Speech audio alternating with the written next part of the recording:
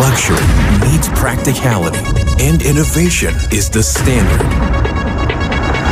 We present to you the epitome of automotive excellence.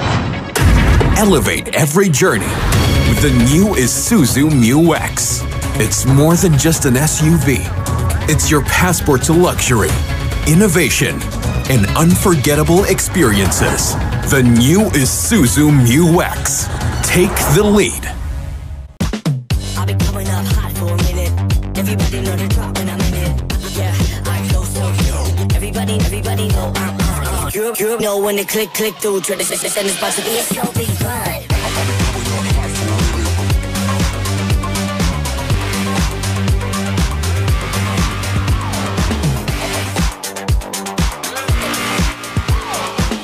I've been coming up hot for a minute. MX-3, tunay, natural at original.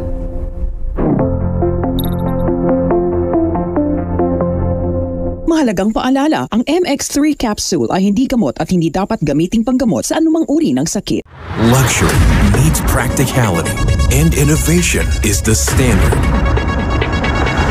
We present to you the epitome of automotive excellence. Elevate every journey with the new Isuzu Mu-X. It's more than just an SUV. It's your passport to luxury, innovation, and unforgettable experiences.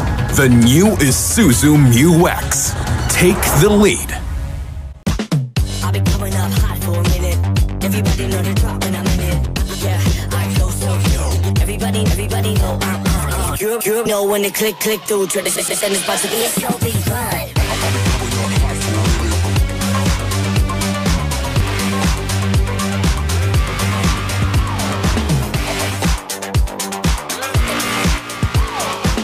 I've been coming up hot for a minute. MX-3, tunay, natural at original.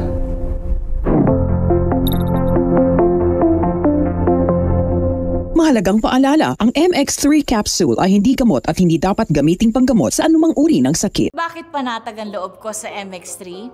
Kasi tested and proven ito na may alpha, beta at gamma mangosteen. Mga natural na nutrients mula sa mangosteen. Meron din itong seal of quality excellence at manufactured sa GMP at ISO certified na planta. MX3 capsule is my choice. Tunay, natural at original. Mahalagang paalala, ang MX3 capsule ay hindi gamot at hindi dapat gamiting panggamot sa anumang uri ng sakit.